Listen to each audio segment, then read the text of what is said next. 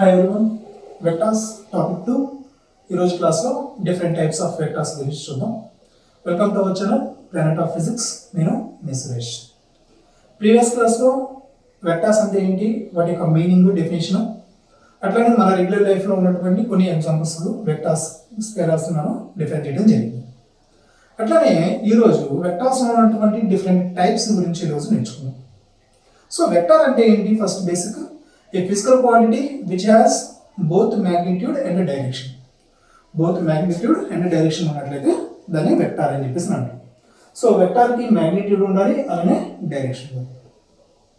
ఇప్పుడు మనం ఒక 2 వెక్టార్స్ని మనం కంపారిజన్ చేస్తాం. కంపారిజన్ చేసేటప్పుడు రెండు కూడా ఈక్వల్ వెక్టార్స్ అవ్వాలి అని అంటే 2 vectors same magnitude and direction కలిగి ఉండాలి. సేమ్ మ్యాగ్నిట్యూడ్ అండ్ డైరెక్షన్ కలిగి ఉండాలి. If 2 vectors having both magnitude, same magnitude and direction are called equal vectors. So ఇక్కడ మన దగ్గర ఒక ఎగ్జాంపుల్ చూద్దాం. ఒక 2 వెహికల్స్ ఉన్నాయి అనుకుందాం మన దగ్గర. ఒకటి ఏ అనేటువంటి వెహికల్ ఉంటుంది, ఇంకోటి బి అనేటువంటి వెహికల్ ఉంటుంది. ఏ అనేటువంటిది VA వెలాసిటీ తోటి రైట్ సైడ్ మూవ్ అవుతుంది. అట్లానే బి అనేటువంటి వెహికల్ కూడా VB వెలాసిటీ తోటి రైట్ సైడ్ మూవ్ అవుతుంది. ఇక్కడ VA అనేది ఏ యొక్క వెలాసిటీ వెక్టర్, VB అనేది B యొక్క velocity vector. So both velocity vectors రెండు కూడా సేమ్ మ్యాగ్నిట్యూడ్ కలిగి ఉన్నాయి. అట్లానే రెండు కూడా టువర్డ్స్ రైట్ మూవ్ అవుతున్నాయి. రెండు సేమ్ మ్యాగ్నిట్యూడ్ ఉన్నాయి, అలానే టువర్డ్స్ రైట్ మూవ్ అవుతున్నాయి. కాబట్టి velocity vectors VA and VB are equal vectors. Velocity vectors VA and VB are equal vectors. So velocity vectors VA and VB are equal vectors. Okay, 2 vectors having same magnitude and direction. 2 vectors having same magnitude and direction are called equal vectors. So first అయిపోయింది. Second parallel vectors. 2 vectors having same direction but different magnitude. 2 vectors having same direction but different magnitude are called parallel vectors. రెండు vectors కి same direction ఉండాలి, but magnitude మాత్రం same ఉండొచ్చు లేదా డిఫరెంట్గా ఉండొచ్చు. ఒక ఎగ్జాంపుల్ చూద్దాం దీనికి సంబంధించి. ఏ అనేటువంటి వెహికల్ తీసుకుందాం. ఇదేమో VA వెలాసిటీ తోటి రైట్ సైడ్ మూవ్ అవుతుంది. అట్లనే ఇంకొక వెహికల్ తీసుకుందాం, B అనేటువంటి వెహికల్. ఇది VB వెలాసిటీ తోటి రైట్ సైడ్ మూవ్ అవుతుంది. అట్లనే ఇంకొక వెహికల్ తీసుకుందాం, C అనేటువంటి వెహికల్. ఇది VB వెలాసిటీ తోటి VC వెలాసిటీ తోటి రైట్ సైడ్ మూవ్ అవుతుంది. ఇక్కడ velocity vectors VA, VB, VC are parallel vectors. చూడండి, ఇక్కడ VA, VB డిఫరెంట్ మ్యాగ్నిట్యూడ్ ఉన్నాయి, బట్ డైరెక్షన్ ఎట్లా ఉంది? రైట్ సైడ్ ఉంది. సో BC, B యొక్క వెలాసిటీ, C యొక్క వెలాసిటీ సేమ్ మ్యాగ్నిట్యూడ్ ఉన్నాయి, బట్ డైరెక్షన్ సేమ్ గానే ఉంది. కాబట్టి velocity vectors VA, VB and VC are parallel vectors. Velocity vectors VA, VB and VC are parallel vectors. So velocity vectors VA, VB and VC are parallel vectors.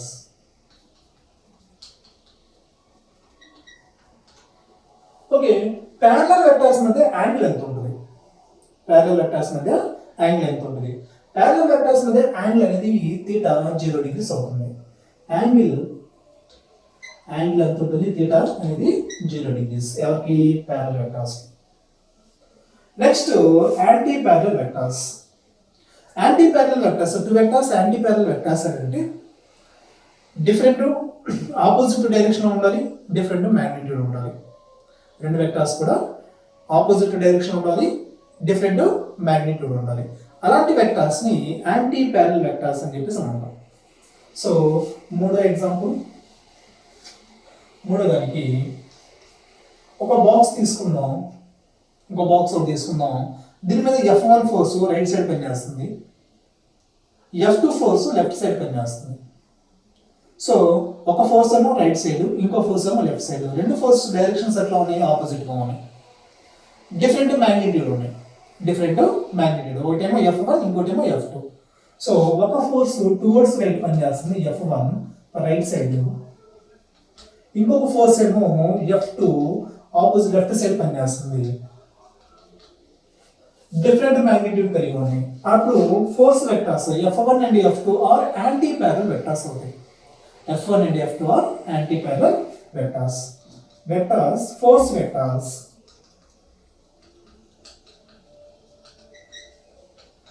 F1 and F2 are anti-parallel. మరి anti parallel vectors మధ్య angle ఎంత ఉంటుంది? 180 degrees ఉంటుంది. So చూడండి, F1 కి F2 కి మధ్య angle అనేది 180 degrees ఉంటుంది. Angle θ equal to 180 degrees. So ఇది యాంటీ ప్యారలల్ వెక్టర్స్ గురించి. ఇన్ కేసు కనుక ఆపోజిట్ డైరెక్షన్లోనే సేమ్ మ్యాగ్నిట్యూడ్ ఉన్నట్లయితే, ఆపోజిట్ డైరెక్షన్ ఇక్కడ చూసాం మనం, F1 F2 రెండు కూడా డిఫరెంట్ మ్యాగ్నిట్యూడ్, అట్లనే డిఫరెంట్ డైరెక్షన్స్లో ఉన్నాయి కాబట్టి యాంటీ ప్యారలల్ వెక్టర్స్ అన్నాం. అలా కాకుండా ఆపోజిట్లో ఉంటూ సేమ్ మ్యాగ్నిట్యూడ్ ఉన్నట్లయితే వాటిని మనం నెగిటివ్ వెక్టార్స్ అని చెప్పేసి అంటాం. నెగిటివ్ వెక్టార్ అని చెప్పేసి అంటాం. So fourth one, negative vector. For example ఒక వెహికల్ తీసుకుందాం. ఇది ఏ 5 meters per second యాక్సలరేషన్ తోటి రైట్ సైడ్ మూవ్ అవుతుంది. ఒక వెహికల్ అనేది acceleration 5 meters per second square acceleration తోటి టువర్డ్స్ రైట్ మూవ్ అవుతుంది. ఇప్పుడు ఈ యాక్సలరేషన్ వెక్టార్కి నెగిటివ్ వెక్టార్ కావాలి. ఈ యాక్సలరేషన్ వెక్టార్కి నెగిటివ్ వెక్టార్ కావాలి. నెగిటివ్ వెక్టార్ కావాలి అంటే ఎంతైతే మ్యాగ్నిట్యూడ్ ఉందో ఆ మ్యాగ్నిట్యూడ్ తోటి ఆపోజిట్లో తీసుకోవాలి. సో యాక్సలరేషన్ అంతా 5 meters per second స్క్వేర్ ఇటు లెఫ్ట్ సైడ్. సో ఒక vehicle 5 meters per second square acceleration తోటి రైట్ సైడ్ మూవ్ అవుతుంది. దాని మీద మనం ఏం చేస్తున్నాం? 5 meters per second square acceleration ని ఆపోజిట్ డైరెక్షన్ మనం ఏర్పాటు చేసాం. Same acceleration but opposite direction. So automatic vehicle ఏమవుతుంది? రెస్ట్లోకి వచ్చేస్తుంది. నెగిటివ్ వెక్టార్ అని చెప్పేసి అంటాం. ఏ బార్ ఈజ్ ద, ఇది A1 అన్నాం, దీన్ని A2 అన్నాం. A2 is the negative vector of A1. Negative vector of A1. Next coplanar vectors, ఫిఫ్త్ది. సో ఒక ప్లేన్లో సేమ్ ప్లేన్లో ఉండాలి. XY ప్లేన్లో కానీ YZ ప్లేన్లో కానీ ZX ప్లేన్లో కానీ 2 or 3 వెక్టార్స్ సేమ్ ప్లేన్లో. 2 వెక్టార్స్ మాత్రం ఎప్పుడు కూడా సేమ్ ప్లేన్లో ఉంటాయి. సో ఒక 2 వెక్టార్స్ ఎప్పుడు కూడా సేమ్ ప్లేన్లో ఉంటాయి. 3 వెక్టార్స్ అనేవి సేమ్ ప్లేన్లో ఉండొచ్చు లేదా ఉండకపోవచ్చు. సో ఇది ఒక వెక్టార్ అనుకోండి, ఇది ఒక వెక్టార్ అనుకోండి.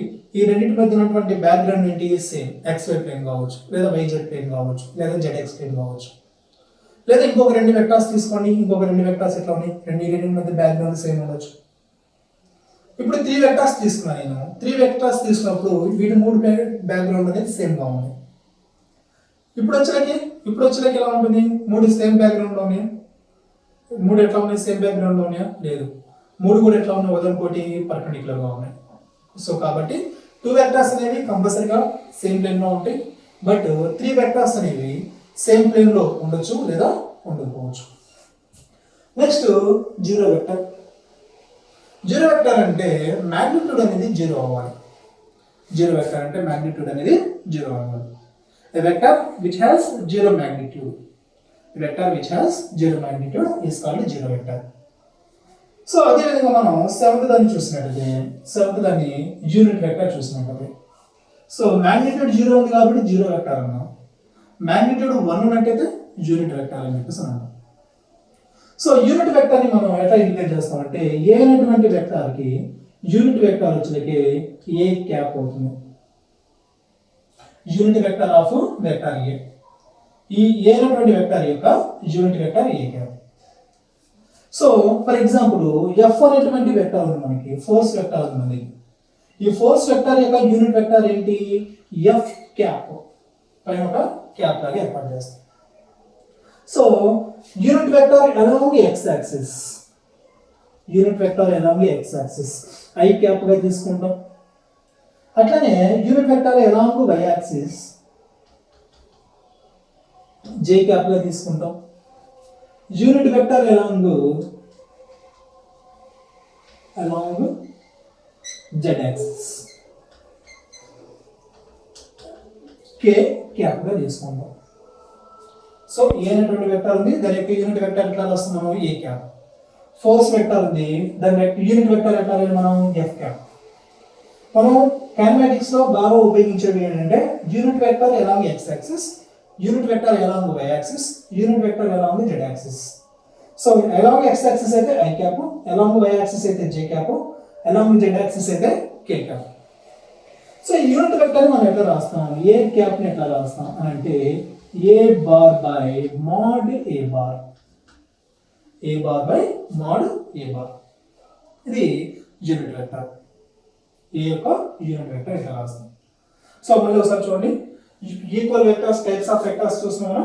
దీంట్లో equal, parallel vectors, anti parallel vectors, negative vectors, coplanar vectors, zero vector, unit vector గురించి మనం చెప్పుకున్నాం.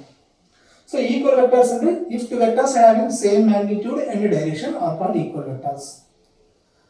If two vectors having same direction but different magnitude ఉంటే వాటిని ప్యారలల్ వెక్టర్స్. ప్యారలల్ వెక్టర్స్ మధ్య యాంగిల్ థీటా వచ్చేకి ఎంత? 0 degrees. Negative vector, anti-parallel vectors.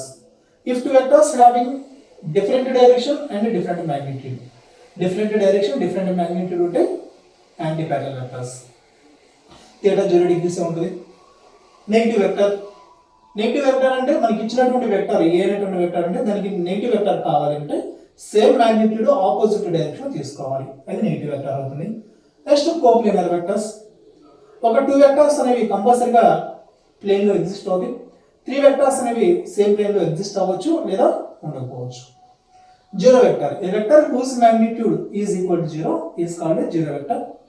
దీనికి direction అనేది మనం డిటర్మైన్ చేయలేము. ఫర్ ఎగ్జాంపుల్ దీనికి జీరో వెక్టర్ కి ఎగ్జాంపుల్ వచ్చేలకి velocity of a particle at rest లో ఉన్న పార్టికల్ యొక్క వెలాసిటీ 0 ఉంటుంది. సో వెలాసిటీ వెక్టర్ తెలిసింది మనకి, జీరో వెక్టర్ అవుతుంది.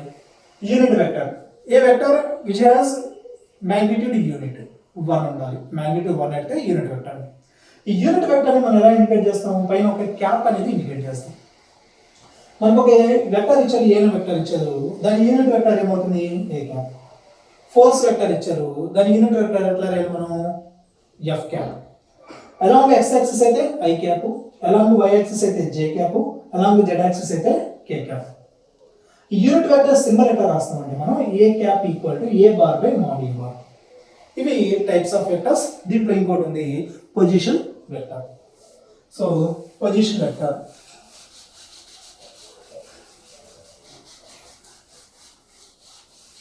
సో ఈ పొజిషన్ వెక్టర్ కావాలి అని అంటే ఫర్ ఎగ్జాంపుల్ మనకి దగ్గర ఒక పార్టికల్ ఉంది. ఈ పార్టికల్ అనేది P అనేటువంటి పాయింట్ దగ్గర ఉంది. దాని యొక్క పొజిషన్ చెప్పాలి. పొజిషన్ అంటే నథింగ్ బట్ అడ్రస్ చెప్పాలి. అడ్రస్ చెప్పాలంటే మనం ఏం చేస్తామంటే XY కోఆర్డినేట్ సిస్టమ్ తీసుకుంటాం. X యాక్సిస్ ఒకటి, ఒక Y యాక్సిస్ ఒకటి తీసుకుంటాం. ఇదేమో X యాక్సిస్, ఇదేమో Y యాక్సిస్. రెండు ఇంటర్సెక్ట్ అయిన పాయింట్ ఆరిజిన్. ఆరిజిన్ నుంచి ఆ పార్టికల్ ఉన్నటువంటి ప్లేస్ దగ్గరికి ఒక యారో హెడ్ అనేది మనం గీస్తాం. యారో అనేది గీస్తాం. సో ఒక లైన్ డ్రా చేసి ఒక arrow head.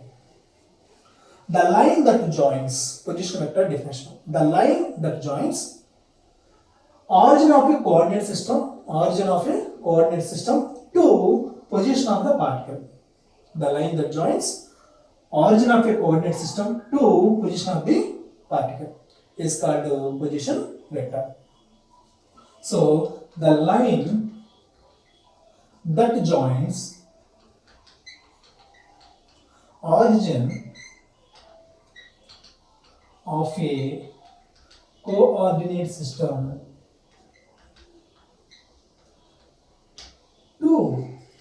position of the particle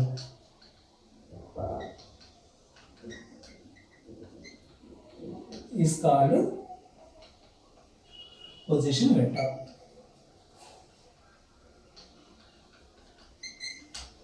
okay, ఇంకా డిఫరెంట్ ఉన్నాయి, అవి ప్రస్తుతానికి మనకు అవసరం లేదు. కొన్ని మనం కావాల్సినటువంటి equal vectors, parallel vectors, anti parallel, negative, coplanar, zero vector, unit vector, position vector, వీటి యొక్క డెఫినేషన్, వాటి యొక్క మీనింగ్ అనేది మనం చూసాం. మీకు అర్థమైంది అనుకుంటున్నాను. మీకు ఏమైనా డౌట్స్ ఉన్నట్లయితే కామెంట్ బాక్స్లో కామెంట్ చేయండి, నేను వాటికి రిప్లై ఇస్తాను. సో వీటి మీకు సంబంధించినటువంటి కొన్ని న్యూమరికల్స్ ఉన్నాయి, వాటిని సాల్వ్ చేద్దాం.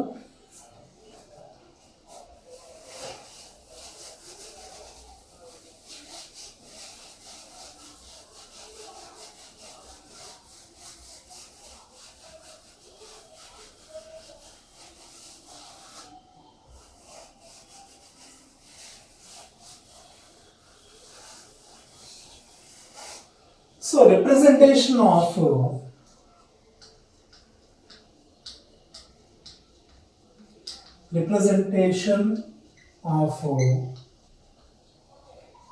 angle between two vectors. Angle between two vectors.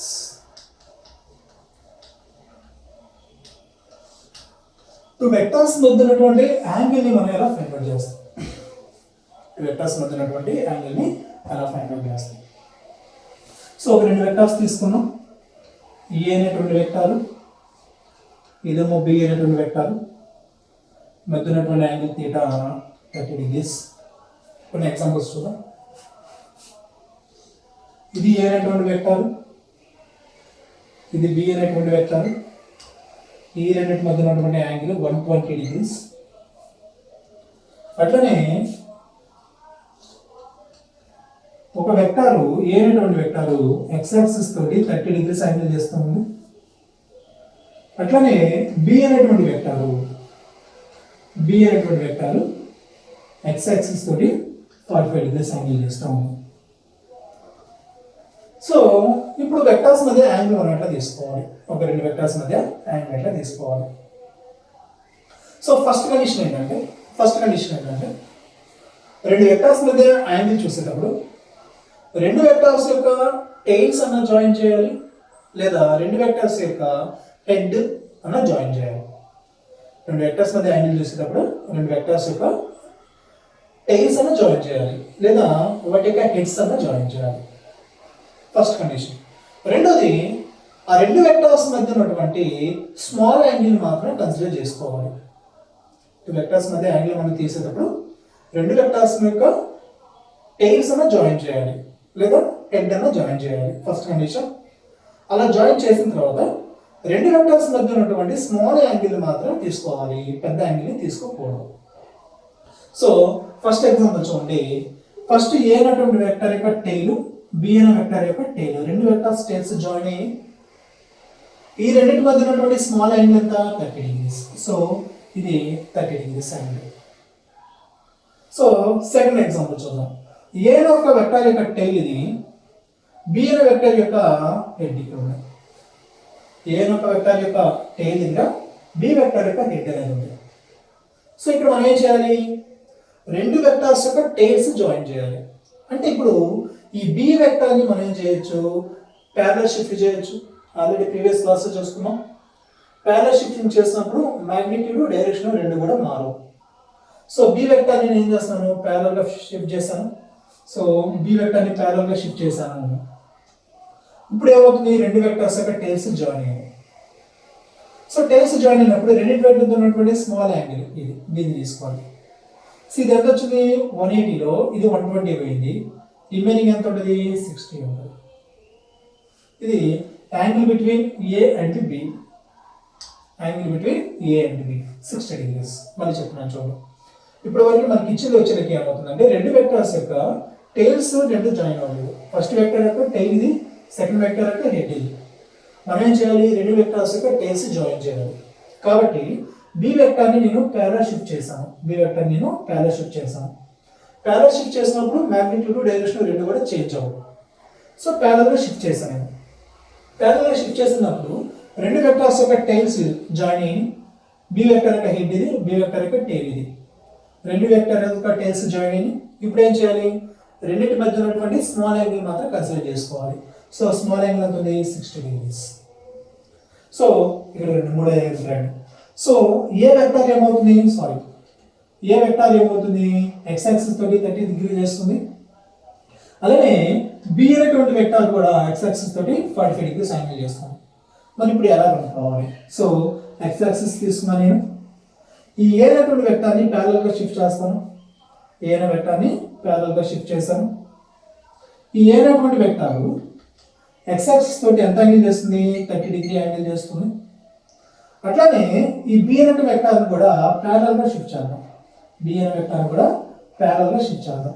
Parallel గా షిఫ్ట్ చేస్తాం B vector. B vector X axis తోటి ఎంత యాంగిల్ చేస్తుంది, 45 డిగ్రీస్ యాంగిల్ చేస్తుంది. కాబట్టి ఏ బి మధ్య యాంగిల్ ఎంత ఉంది, టోటల్ యాంగిల్ ఎంత ఉంది, ఇది 30, ఇది ప్లస్ 45. 30 ప్లస్ 45 ఎంత, 75 డిగ్రీస్ యాంగిల్ ఉంది. ఏ బి వెక్టర్స్ మధ్య యాంగిల్ ఉంది 75 డిగ్రీస్. సో దీని కంటిన్యూస్ గా ఇంకొక ఎగ్జాంపుల్ తీసుకుంటా నేను. ఒక ఈక్విలేటరల్ ట్రయాంగిల్ ఒకటి తీసుకుందాం.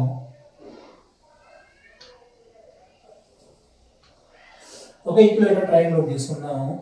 ఏ బి సి, ఈ 3 ఎడ్జెస్ మీద ఒక 3 వెక్టర్స్ ఉన్నాయి అనుకోండి. 3 ఎడ్జెస్ మీద 3 వెక్టర్స్ ఉన్నాయి అనుకోండి. ఈ 3 వెక్టర్స్ కూడా ఈ విధంగా ఉన్నాయి. సో ఈక్విలేటరల్ ట్రయాంగిల్ కాబట్టి ఇక్కడ యాంగిల్ ఎంత ఉంటుంది, 60 డిగ్రీస్ ఉంటుంది.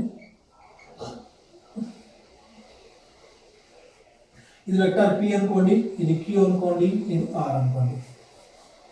సో కార్నర్స్ ఏమో ఏబిసి, వెక్టర్స్ ఏమో P vector, Q vector, R vector. Equilateral triangle యొక్క 3 సైడ్స్ మనం పెట్టాం. ఈక్విలేటరల్ ట్రయాంగిల్ కాబట్టి యాంగిల్ ఎంత ఉంది, ఈచ్ సైడ్ కూడా 60 డిగ్రీ ఉంటుంది. ఇప్పుడు మనకి ఏం కావాలంటే angle between PQ, QR, R and P, ఈ యాంగిల్ మీద కనుక్కోవాలి. సో యాంగిల్ కనుక్కోవాలంటే ఫస్ట్ కండిషన్ ఏంటి, వాటి యొక్క రెండు వెక్టర్స్ యొక్క టేల్స్ జాయిన్ అవ్వాలి.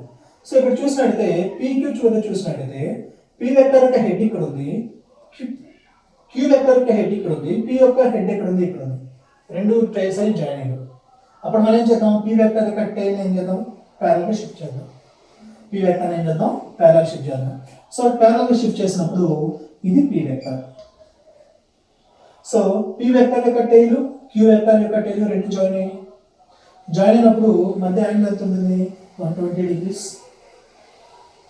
అర్థమైంది అనుకుంటున్నాం.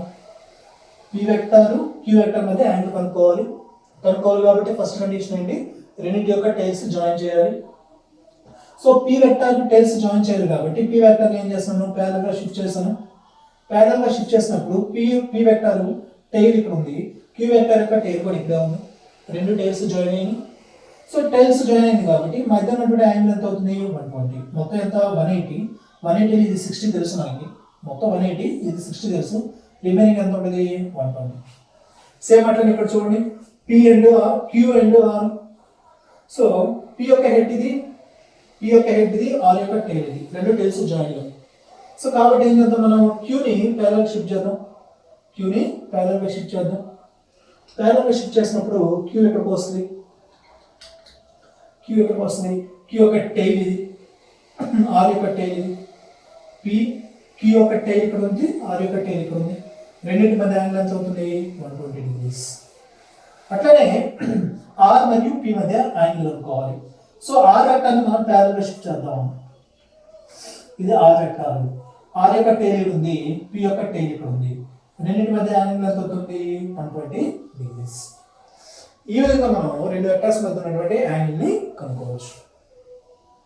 ఓకే, యాంగిల్ కనుక్కోవాలండి కండిషన్ ఏంటి, రెండు వెక్టర్స్ మధ్య ఉన్న టైల్స్ ని జాయిన్ చేయాలి, లేదా హెడ్స్ అయినా జాయిన్ చేయాలి.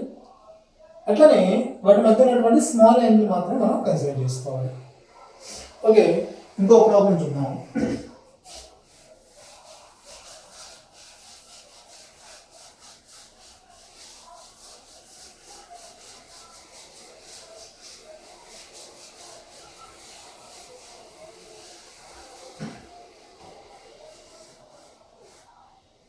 ఇంకో ప్రాబ్లం చూద్దాం. ఒక పార్టికల్ ఉంది, మాస్ వచ్చేలకే 3 kg ఉంది.